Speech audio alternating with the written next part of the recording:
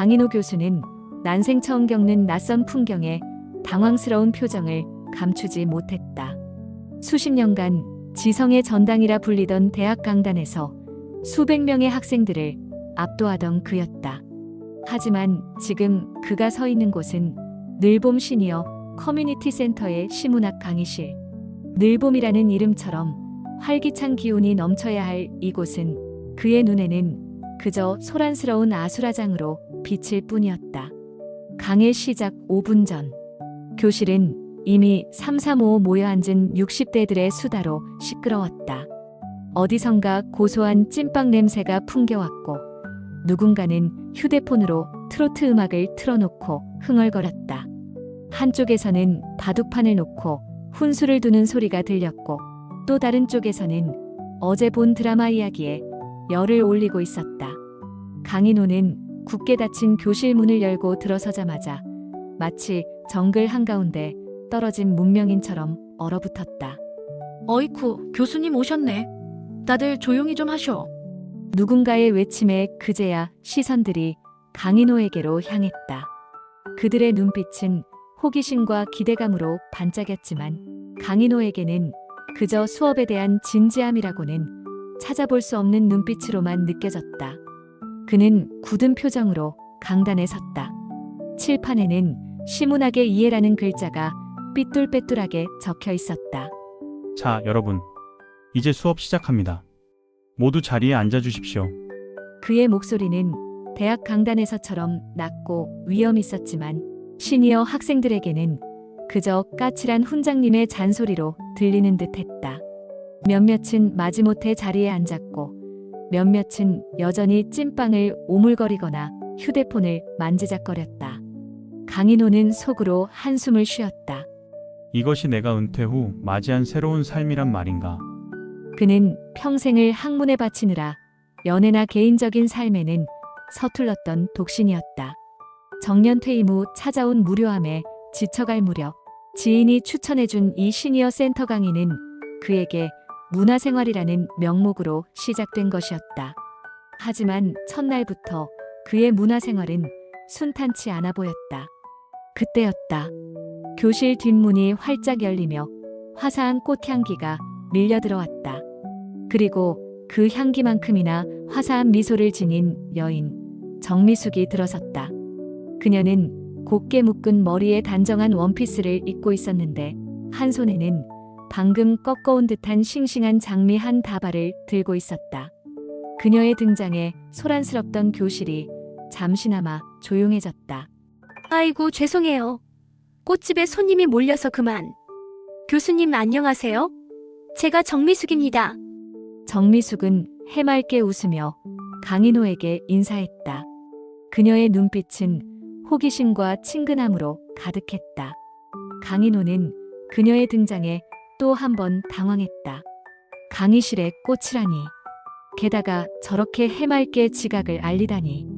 그는 미간을 찌푸렸지만 그녀의 미소와 꽃향기 때문인지 왠지 모르게 마음 한구석이 간질거리는 것을 느꼈다. 그는 헛기침을 하며 수업을 시작했다. 자, 오늘은 시문학의 기본 개념부터. 강인호의 시문학의 이해는 그렇게 그의 인생에서 가장 예측 불가능한 장으로 첫 페이지를 열었다. 그리고 그 페이지의 첫 문단에는 고지식한 교수와 해맑은 꽃집 여인의 묘한 첫 만남이 새겨지고 있었다. 강인호 교수는 첫 수업부터 난관에 봉착했다. 그가 시의 운율과 형식에 대해 열변을 토할 때였다. 여러분, 시는 자유로운 영혼의 표현이지만 동시에 엄격한 형식 속에서 그 아름다움을 완성합니다. 특히 운율은 시의 음악성을 부여하는 핵심 요소입니다. 예를 들어 김소월 시인의 진달래꽃은 7호조이. 그의 말이 채 끝나기도 전에 맨 앞줄에 앉아있던 김영달 씨가 손을 번쩍 들었다. 은퇴한 공무원답게 매사에 깐깐하고 논리적인 그는 벌써부터 강인호의 가장 골치 아픈 학생으로 등극할 조짐을 보였다. 교수님, 시가 꼭 그렇게 복잡해야 합니까? 내 손주 녀석이 쓴 시를 보면 하늘은 파랗고 구름은 하얗다, 딱 이게 다인데도 마음이 울리던데요? 형식이고 뭐고 그냥 마음에 와닿으면 그게 시 아닙니까? 강인호는 순간 할 말을 잃었다. 손주 녀석의 시라니. 그는 평생을 문학이론에 바쳐온 학자였다.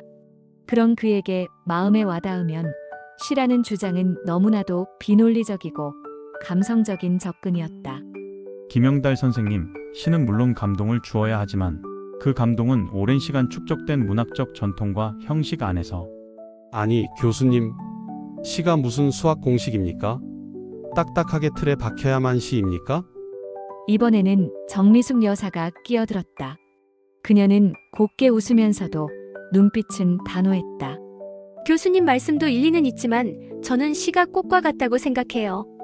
꽃도 제각각 모양과 색깔이 다르잖아요. 장미는 장미대로, 들꽃은 들꽃대로 아름답듯이 시도 꼭 정해진 틀에 갇힐 필요는 없다고 봐요. 마음을 움직이는 게 중요하죠. 강인호는 미숙 여사의 꽃 비유에 또 한 번 당황했다. 그의 머릿속에는 시의 본질은 형식과 내용의 유기적 결합이라는 학자적 명제만이 가득했는데 그녀는 너무나 쉽게 꽃이라는 비유로 그의 이론을 흔들었다.